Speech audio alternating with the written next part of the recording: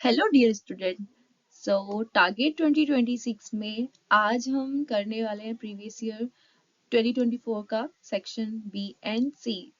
तो चलते हैं फिर क्वेश्चन नंबर फर्स्ट पे। ठीक है, तो यहाँ पर पूछा है कि ये टर्म्स दी है और ये पार्ट है प्लांट का जो रिप्रेजेंट करता है। पेरिकार्प क्या रिप्रेजेंट करता है? पेरिकार्प जो है फ्रूट की वॉल को रिप्रेजेंट करता है। ठीक है, फ्रूट वॉल।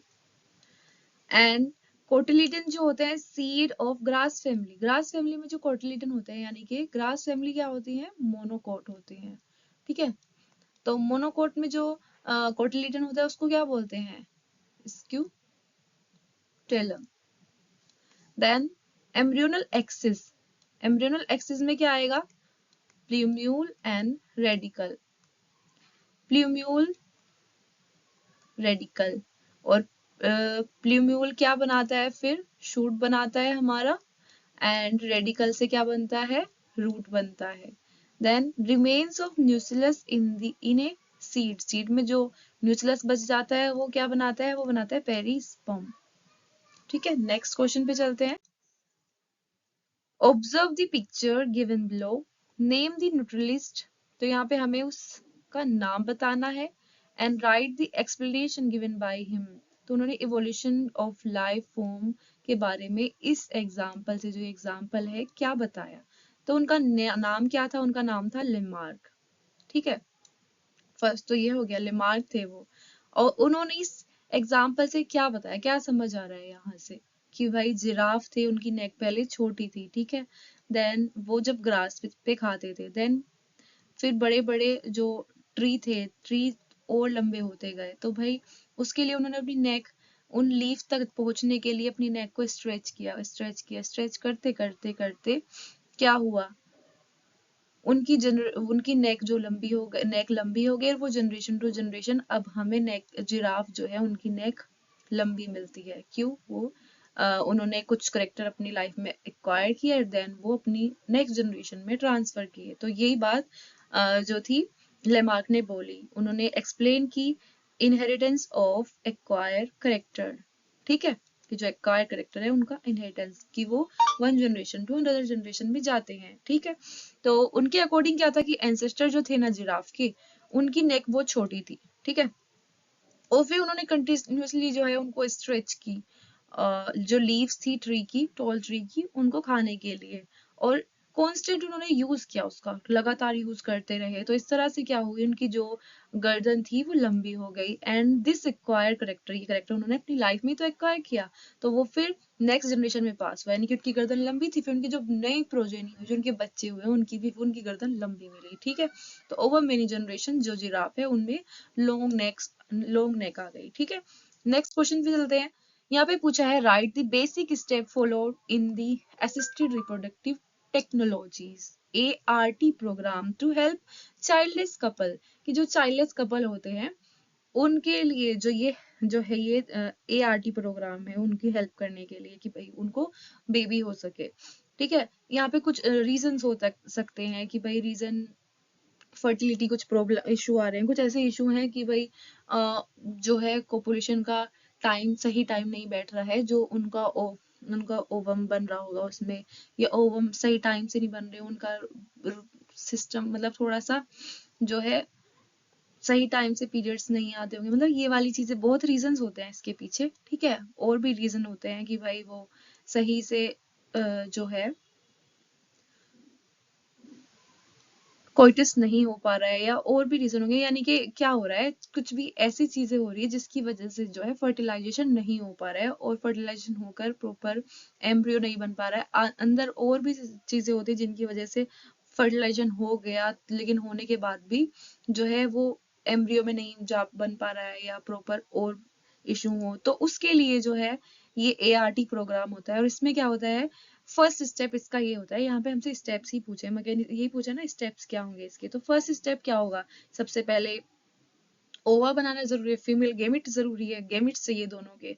तो गेमिट चाहिए तो फीमेल को कुछ हार्मोन देते हैं यहाँ पर, कि भाई वो जो उनकी ओवरी है वो स्टिमुलेट हो जाए, कि वो बहुत सारे जो है मेच्योर ओवा प्रोड्यूस करने लगे। ठीक है, मेच्योर ओवा प्रोड्यूस करे, उसने प्रोड्यूस किए, देन जो है फीमेल और मेल दोनों से जो है गेमेट्स कलेक्शन किया, ठीक है।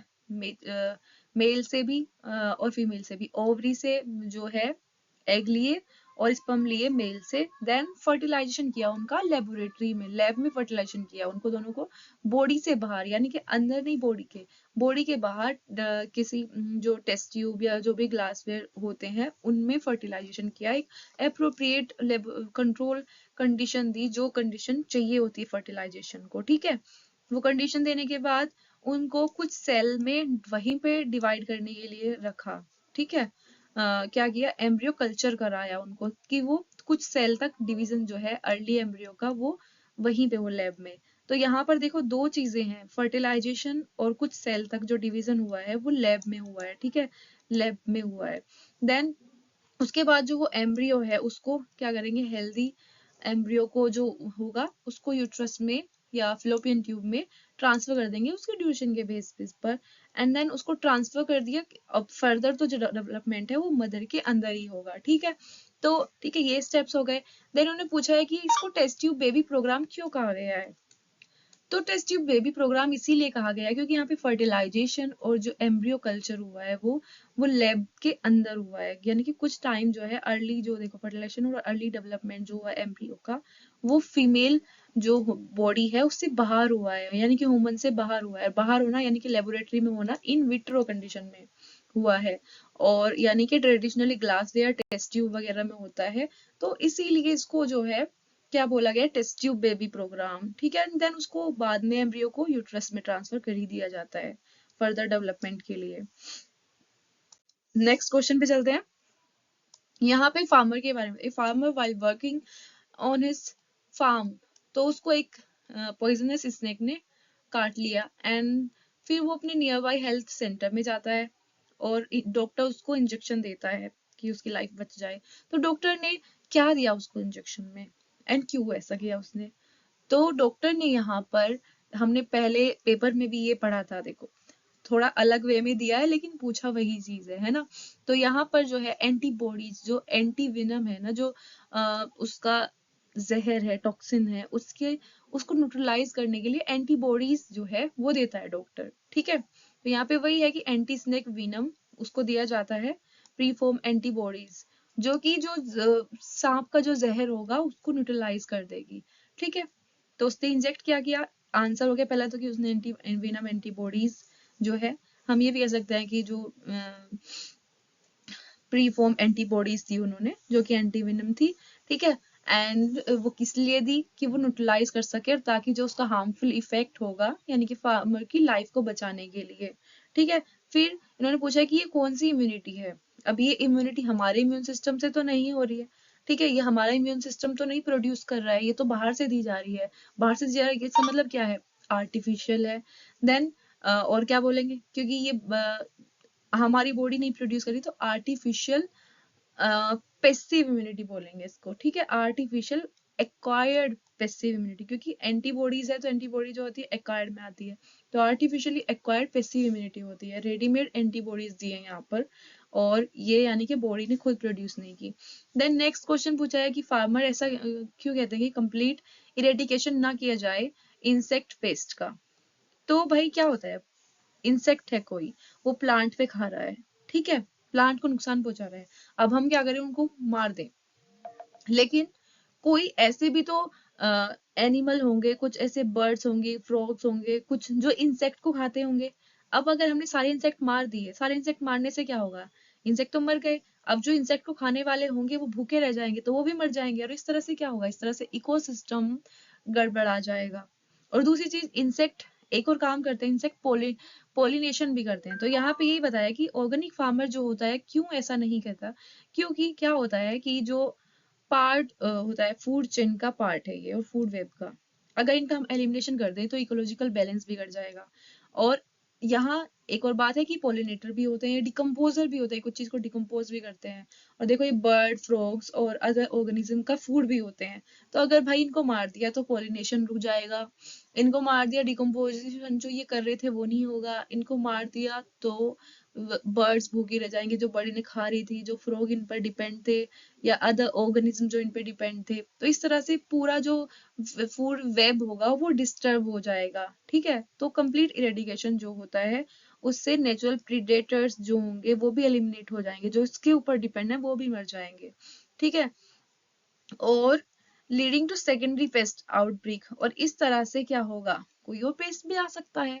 ठीक है, जब इन ये नहीं होंगे, पहले तो ये इन्हें मार दिया गया तो वो मर गए जो इन्हें खाने वाले थे, लेकिन अब फिर कुछ ऐसा चेंज आएगा कि भाई ये तो बन गए अब, लेकिन इन्हें खाने वाले जो हैं वो नहीं रहे, तो ये बढ़ जाएंगे ना, इस तरीके से सेकेंडरी पेस्ट बढ़ जाएगा। ठीक है, तो ऑर्गेनिक फार्मिंग जो होती है वो पेस्ट मैनेजमेंट और कंट्रोल कराती है, करने पे फोकस करती है कि पेस्ट को जो है वो below the economic injury level तक जो है वो रखें, कि भाई ऐसे एक लेवल तक रखते हैं, ना कि ये कि पूरा डिस्ट्रक्शन किया जाए, पूरे खत्म नहीं किए जाते। ठीक है, बस उन्हें मैनेज किया जाता है। Then study the diagram of pyramid of biomass. Pyramid of biomass तो इन्होंने पहले खुद ही बता दिया हमें। ठीक, और यहाँ पे दिख भी रहा है कि शुरुआत जो होती है, हम जब हमने पिरामिड पढ़े थे, सबसे जो नीचे होता है वो T1 होता है, यानी कि वो प्रोड्यूसर होता है, फिर उसको खाने वाला होता है, फिर उसको खाने वाला होता है, तो ये सबसे नीचे वाला है कोई प्रोड्यूसर। यहाँ पता है PP यानी कि primary producer, this is primary consumer PC। ठीक है, तो ये ए क्या है, बी क्या है, बायोमास का बताया, तो बायोमास का हमने लास्ट वाले में भी, शायद लास्ट लेक्चर में मतलब लास्ट पेपर में या इसी में था, लेकिन उसमें पिरामिड ऑफ बायोमास दिया था और बोला था कि वो इन्वर्टेड रहता है, और मतलब उसमें कुछ ऐसा एग्जाम्पल दिया था कि वो जो उनकी बायोमास बढ़ रहा था, यानी कि T1 से ऊपर जाते हुए, यानी कि प्रोड्यूसर कम थे, फिर वो उससे ज्यादा थे, फिर उसके ऊपर जो डिपेंड थे वो उससे ज्यादा थे, सेकेंडरी और ज्यादा थे। ठीक है, तो यहाँ भी हमें कुछ ऐसा ही दिख रहा है, यानी कि ये हो सकता है हमारा फाइटोप्लैंक्टन, जो बायोमास में प्लैंकटन कम होते हैं, एंड ये हो सकते हैं हमारे जू प्लैंकटन। ठीक है, जो इनसे ज्यादा होता है, देन उसके ऊपर फिर आते हैं, फिर फिशेस आती है ना। तो ये एग्जाम्पल किसका हुआ, ये पिरामिड ऑफ बायोमास से खुद ही बताया इन्होंने, और ये दिख रहा है क्योंकि यहाँ पे बढ़ रहा है ऊपर जाते हुए, तो ये इन्वर्टेड हुआ। ठीक है, इन्वर्टेड पिरामिड ऑफ बायोमास है, एंड ये बता दिया इन्होंने कि हम नहीं, मतलब ये क्या है, ये जू प्लैंकटन, मतलब ये जू प्लैंकटन है ए वाला, एंड बी वाला फाइटो प्लैंकटन है। ठीक है, एंड थर्ड वन क्या पूछा है, पिरामिड पूछ लिया, द इकोसिस्टम, ये किस इकोसिस्टम में मिल रहा है, देखो जू प्लैंकटन फाइटो प्लैंकटन कहाँ मिलते हैं, एक्वेटिक इकोसिस्टम में मिलते हैं, फॉरेस्ट में तो नहीं मिलेंगे, क्योंकि ये फाइटो प्लैंकटन जू प्लैंकटन कहाँ मिलते हैं, हमें पानी में मिलते हैं ना। देन नेक्स्ट क्वेश्चन पे चलते हैं, explain the mode of action of contraceptive pills taken up by human female। तो अब ये क्या करती हैं भाई, इनका काम क्या होता है, तो ये ओवोल्यूशन को इनिबिट करती हैं। क्या करती हैं, जो ओवोल्यूशन होता है उसको इनिबिट कर देंगी, कैसे, FSH LH जो होते हैं उनको सप्रेस करेंगी, तो अगर वो सप्रेस हुए, अगर LH सर्ज नहीं गई तो एग कैसे रिलीज होगा, तो एग रिलीज नहीं होगा। दूसरा जो होता है, दूसरा ये क्या करेंगी, थिकनिंग कर देंगी सर्विकल म्यूकस को, अगर वहां थिकनिंग होगी तो भाई स्पर्म एंटर कैसे करेंगे, यूट्रस तक जाएंगे कैसे, डिफिकल्टी हो जाएगी। देन तीसरा होगा जो एंडोमेट्रियम होती है, एक तो स्पर्म को जाने को रोक दो, ओवुलेशन को रोक दो, और एंडोमेट्रियम जहाँ फाइनली फर्टिलाइजेशन होने के बाद एम्ब्रियो आके जहाँ पे सहारा लेगा, जहाँ फर्दर डेवलपमेंट होता है पूरा, उस जगह को ही तुम कुछ ऐसा कर दो, अनसुटेबल बना दो। ठीक है, तो भाई कहाँ ही प्रेगनेंसी होगी, तो इस तरह से क्या होगा, फीमेल में ये कंट्रासेप्टिव पिल्स इस तरह से वर्क करती है। ठीक है, और कंट्रासेप्टिव पिल्स जो होती हैं वो या तो प्रोजेस्टेरोन होते हैं, या फिर कॉम्बिनेशन होता है प्रोजेस्टेरोन और एस्ट्रोजन का।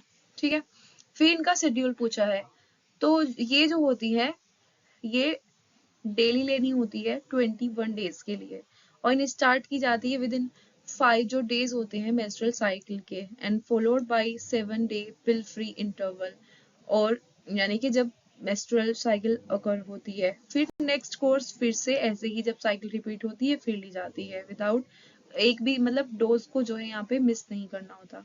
Next question, name and write two characteristic of type of DNA that form the basis of DNA fingerprinting. तो डीएनए फिंगरप्रिंटिंग में कौन से टाइप का डीएनए जो होता है वो यूज होता है? तो डीएनए फिंगरप्रिंटिंग में हमें पता होना चाहिए वो रिपीटेटिव डीएनए होता है, हाईली रिपीटेटिव डीएनए होता है, यानी कि सैटेलाइट डीएनए कहते हैं उसको, mini satellite, micro satellite DNA होते हैं, वीएनटीआर और एसटीआर भी जिसे बोलते हैं, वो डीएनए हो गया। फर्स्ट आंसर तो ये नेम हो गया। फिर उसके करेक्टर क्या होते हैं, वो बहुत रिपीटेटिव होगा और वो पोलीमॉर्फिक होगा। रिपीटेटिव यानी कि बहुत सारे short DNA many time repeat होंगे। और फिर दूसरा कि वो हाईली पोलीमॉर्फिक है, यानी कि उनका जो नंबर है, जो रिपीट है वो रिपीट वरी करेगी, किसी के अंदर वो रिपीट कितनी मिलेगी, किसी के अंदर कितनी मिलेगी, जो नंबर ऑफ रिपीट होगी वो वरी करेगी पर्सन टू पर्सन सिर्फ।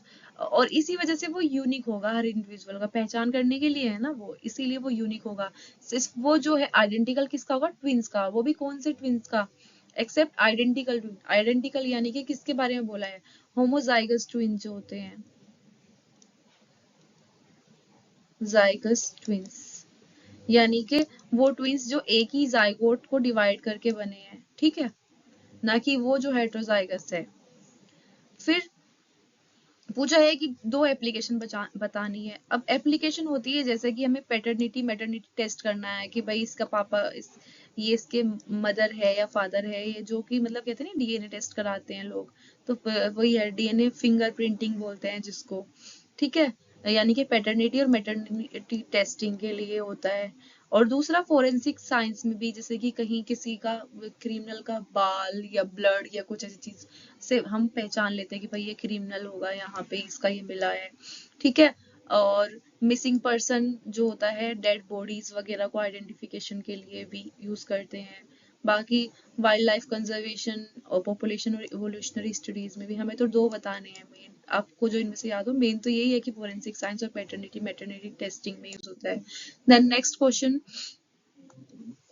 यहाँ पूछा है इन्होंने कि भाई एक्सप्लेन करो significance of experiment carried out by Stanley Miller. तो स्टैनली मिलर ने जो एक्सपेरिमेंट बताया था उसका जो हमें सिग्निफिकेंस बताना है। तो स्टैनली मिलर ने जो है एक्सपेरिमेंटली क्या बताया था कि जो सिंपल ऑर्गेनिक मॉलिक्यूल होते हैं, जैसे कि अमीनो एसिड हुए या फिर सिंपल कार्बोहाइड्रेट जो होते हैं, वो जो होते हैं अबायोटिकली इनऑर्गेनिक सब्सटेंस से बनते हैं, ठीक है। और अंडर कंडीशन सिमिलर टू जो प्रीमिटिव अर्थ थी ना, अर्थ पर जो प्रीमिटिव एटमॉस्फेयर था कैसा था, रिड्यूसिंग एटमॉस्फेयर था, वहां पर CH4 NH3 ये मतलब कार्बन हाइड्रोजन कंबाइन होकर उन्होंने मीथेन और अमोनिया और हाइड्रोजन और वाटर वेपर बना लिया था, वहां पे ऑक्सीजन फ्री नहीं था। तो और प्लस वहां पे इलेक्ट्रिक डिस्चार्ज था। तो इन सब में, इन सब की प्रेजेंस में सिंपल ऑर्गेनिक मॉलिक्यूल्स बने थे, ठीक है। तो ऐसा स्टेनली मिलर ने बोला। एंड ये जो साइंटिस्ट थे ओपरिन हेल्डेन, उन्होंने ये एक्सपेरिमेंट भी किया था, ठीक है, उन्होंने ये और फिर हाइपोथेसिस भी दी थी केमिकल इवोल्यूशन की। तो वही है कि मतलब name the scientist whose hypothesis prompt him to carry out this experiment. तो किसने प्रॉम्प्ट किया था कि ये एक्सपेरिमेंट करे, तो स्टेनली मिलर ने ये एक्सपेरिमेंट किया था, उन्होंने ये प्रूव किया था कि भाई ऐसा ऐसा पुराने उसमें ये हुआ था, ये चीजें थी। स्टेनली मिलर का एक्सपेरिमेंट है ना वो पूरा का पूरा, जिसमें उन्होंने ये बताया था कि ये चार चीजें हैं और प्लस इलेक्ट्रिक डिस्चार्ज और फिर उन्हें मतलब कुछ अमीनो एसिड्स वगैरह मिले थे, ठीक है। तो ये प्रॉम्प्ट किसने किया था, ओपरिन हेल्डेन ने प्रपोज की थी हाइपोथेसिस केमिकल इवोल्यूशन की, ठीक है, जिन्होंने प्रीमोर्डियल सूप थ्योरी भी दी थी। एंड हाउ डज मेटेराइट एनालाइज फेवर दिस हाइपोथेसिस। तो मेटेराइट ने भी फेवर किया इस हाइपोथेसिस को, क्योंकि सेवरल मेटेराइट जो है वो फाउंड मिले जो है जिनमें ऑर्गेनिक मॉलिक्यूल था, such as amino acid, nitrogenous bases, sugar, जो हमारे बायोमोलिक्यूल्स है ये उनके जैसे कि उनका भी मतलब एक उनसे भी छोटे लेवल के है ना, ये ऑर्गेनिक मॉलिक्यूल्स है, इनसे मिलकर फिर हमारे बायोमोलिक्यूल्स बने थे, ठीक है। जैसे कि प्रोटीन है, प्रोटीन अमीनो एसिड से मिलके बने, फिर नाइट्रोजनस बेसिस, शुगर, और साथ में फॉस्फेट ग्रुप, उससे क्या बना हमारा, हमारे डीएनए आरएनए बने, ठीक है। और हाइड्रोकार्बन्स मतलब फाइनली जो है मतलब जैसे शुगर बने अलग अलग, ठीक है, लॉन्ग चेन बनती गई उनसे।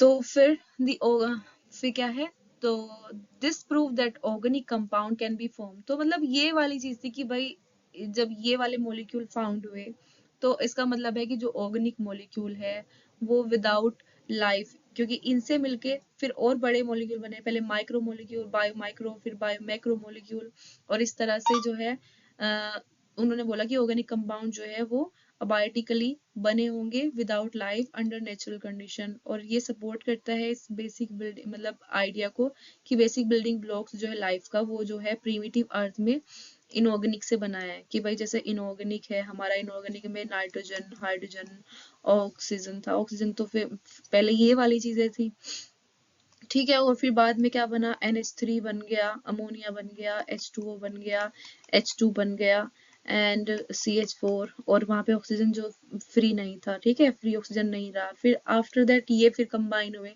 फिर कंबाइन होके हमें ये स्मॉल ऑर्गेनिक मॉलिक्यूल मिले, फिर स्मॉल ऑर्गेनिक से फिर और कंबाइन होकर दूसरे मॉलिक्यूल मिले, फिर देन वो और ज्यादा कंबाइन हुए, मतलब पॉलीमर्स बन गए उनके, एंड देन बाद में फिर सेल बनी, है ना। तो ये हाइपोथेसिस मतलब जो है इस तरह से फेवर करती है, ठीक। नेक्स्ट क्वेश्चन पे चलते हैं कि यहाँ पे पूछा है आइडेंटिफाई ABCD। तो यहाँ क्या दिया है, ह्यूमन डिजीज दी है और पॉजिटिव ऑर्गेनिज्म बता है और सिम्टम है। अब अलग अलग में कुछ अलग पूछा है, जैसे निमोनिया है, स्ट्रेप्टोकोकस निमोनिया उसका पॉजिटिव ऑर्गेनिज्म होता है, ठीक है। एंड सिम्टम्स यहाँ पे क्या होते हैं, निमोनिया में क्या होता है, खांसी होती है, बुखार होता है, सर्दी होती है, सिर में दर्द होता है, ठीक है। यहाँ पे हमने आंसर लिखा भी है। फिर टाइफॉइड जो है, टाइफॉइड में क्या होता है, देखो टाइफॉइड में तो इन्होंने सिम्टम तो दे दिया, बताया, पूछा है कौन करता है, तो सेल्मोनेला टाइफी जो होती है, सेल्मोनेला टाइफी बैक्टीरिया कॉज करती है। Then common cold rhinovirus करता है। देन सिम्टम पूछा है, उसमें जुकाम रहता है, उसमें सर में दर्द भी होता है, उसमें इन्फ्लेमेशन होती है, छींकें आती रहती है, तो कॉमन कोल्ड का ये हो गया सिम्टम। रिंग वोम, रिंग वोम क्या होता है, दाग टाइप हो जाता है बॉडी पर, ठीक है, ईचिंग वगैरह होती है। अब ये कौन करता है, फंगस करता है, इसका नाम होता है ट्राइकोफाइटन, ठीक है। फिर एस्केरियसिस, तो ये कौन करता है, एस्केरिस करता है। अब एस्केरिस क्या होगा, हमारे इंटेस्टाइन में जाएगा, हमारे हिस्से का खाना खा जाएगा, तो क्या करेगा, हमें वीक करेगा ना, एक तरीके से हमारे अंदर खून की कमी हो जाती है, एनीमिया हो जाता है, पेट में दर्द रहता है, यहाँ तक कि अगर ज्यादा बढ़ जाए इनकी तादाद तो मतलब ये इस तरह ये हालत ये भी कर देते हैं कि इंटरनल ब्लीडिंग तक कर देते हैं, और इंटेस्टिनल ब्लॉकेज तक हो जाता है कई बारी, यानी कि इंटेस्टाइन में ये इतने ज्यादा होंगे ब्लॉकेज हो जाएगा। और फिर यहाँ पूछा एंटो अमीबा हिस्टोलिटिका, तो ये अमीबेसिस करती है, ठीक है। अमीबिक डिसेंट्री कहते हैं जिसको, कॉन्स्टिपेशन, क्रैम्प्स होते हैं, स्टूल म्यूकस के साथ आएगा। नेक्स्ट क्वेश्चन पे चलते हैं। एक फैमिली है जिसमें फादर, डॉटर और सन कलर ब्लाइंड है, ठीक है। ये फादर है, शादी किसी से हुई होगी तभी तो डॉटर एंड सन है। ये भी कलर ब्लाइंड है, ये भी कलर ब्लाइंड है, एंड ये खुद भी कलर ब्लाइंड है, ठीक है। तो कलर ब्लाइंडनेस जो होती है, और मदर जो है यहाँ बताया है नॉर्मल है। तो ये पूछ रहे हैं कि क्या मतलब आप सोचते हैं ऐसा कि जो सन और डॉटर है उनके अंदर ये डिजीज जो है फादर से आई है, तो ऐसा तो नहीं है कि फादर से आई है सिर्फ। ये डिजीज तो कौन सी होती है, कलर ब्लाइंडनेस के बारे में जो है थोड़ा पता ही होगा। कलर ब्लाइंडनेस, कलर ब्लाइंडनेस भी ये भी रिपीट होता है बार बार, अलग अलग तरीके से इसका क्वेश्चन पूछते रहते हैं। तो कलर ब्लाइंडनेस जो होता है एक्स लिंक डिसऑर्डर है, ओके, यानी कि ये एक्स क्रोमोसोम लिंक्ड है। एंड दूसरी बात है कि ये रिसेसिव होता है, एक्स लिंक रिसेसिव है। तो क्या होगा, एक्स लिंक है तो एक्स क्रोमोसोम के थ्रू जा रहा है, यानी कि इस फादर का जो है एक जो है एक्स जो क्रोमोसोम होगा वो ऐसा होगा, डिफेक्टेड होगा, ठीक है, कलर ब्लाइंड के लिए, और सिर्फ मेल में एक ही होता है। देन इसकी, लेकिन जो लड़की है क्योंकि ये रिसेसिव है, रिसेसिव का मतलब है हेट्रोजाइगस में तो कलर ब्लाइंड नहीं होते, कैरियर होते हैं, यानी कि कलर ब्लाइंड होगी तो ऐसी होगी, लड़का ऐसा होगा।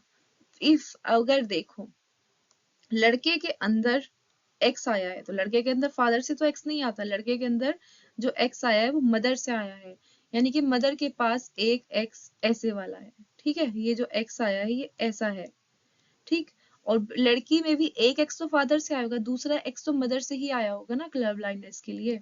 तो यानी कि हम ये नहीं कह सकते कि यहाँ पर कि जो इनके अंदर जो डिजीज आई है वो फादर से आई है, क्योंकि गर्ल के अंदर तो एक एक्स जो है वो मदर से आया है, एक फादर से आया है, ठीक है, दोनों से आए हैं। एंड जो बॉय है उसके अंदर जो एक्स आया है वो मदर से आया है, ठीक है। तो हमेशा सन के अंदर से जो है वो एक्स जो डिफेक्टेड आए या कैसा भी आए वो कहाँ से आएगा, मदर से आएगा।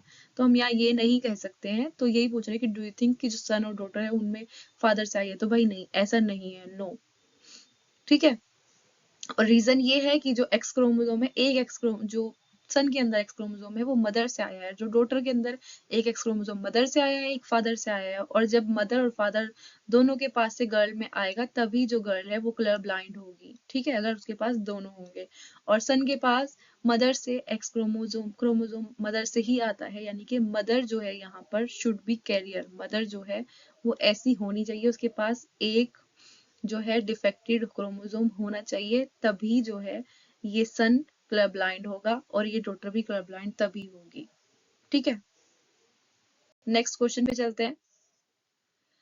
Explain the convention for naming Eco R1। तो इको R1 का कन्वेंशन क्या होता है, जो ई होता है, जो ये लिया है ई, ये जीनस से लिया है, इसके या जीनस से लिया है। एंड को जो है दो जो है अल्फाबेट वो इसकी स्पीसीज से लिया है, कोलाई।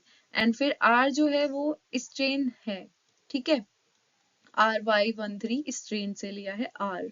एंड वन इसका जो है वो सीक्वेंस एक्चुअली कि ये फर्स्ट रेस्ट्रिक्शन एंजाइम है जो इस स्ट्रेन से आइसोलेट किया गया है, ठीक है। फिर पूछा है कि इलिस्ट्रेशन के through show the action of Eco R1। तो सिर्फ हमें इलिस्ट्रेशन हमें बनाना है, यहाँ पे ड्रॉ करके दिखाना है क्या इको R1 क्या रिकॉग्नाइज करता है, पैलिंड्रोमिक सीक्वेंस GAATTC, इस पैलिंड्रोमिक सीक्वेंस को रिकॉग्नाइज करता है इको R1 5 to 3। फिर ये GAATTC, देखो ये इधर से भी और इधर से भी जो है सेम दिख रहा है हमें, है ना, दोनों स्ट्रैंड पर ये इधर से और ये इधर से सेम पढ़ा जाएगा। अब जो ये इको R1 होता है ये GA के बीच में यहाँ से बॉन्ड ब्रेक करता है, ठीक है। एंड यहाँ पर क्या बनेगा, फिर यहाँ पर G इधर रह जाएगा, ठीक है। एंड CTTAAG इस तरह से, सॉरी ये G तो हमें हटाना है, ये आ जाएगा क्योंकि इधर 3 है तो इधर ये 5 होगा। फिर दूसरा ये रह जाएगा, इधर का G ये रहा,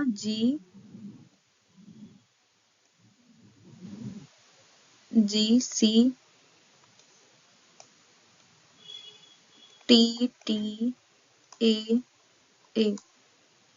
और दूसरा ओवरहैंग ये हो गया, ठीक है, ये थोड़ा टेढ़ा हो गया, एक ओवरहैंग ये बना, एक ये, ठीक है। या हमने दिखाया भी है कि ये बना है ओवरहैंग, ठीक,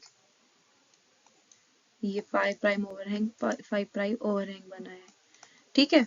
तो इस तरह से ये कट लगाएगा और इस तरह से ओवरहैंग बनाएगा जिन्हें हम बोलते हैं स्टिकी एंड्स, ठीक। नेक्स्ट क्वेश्चन पे चलते हैं।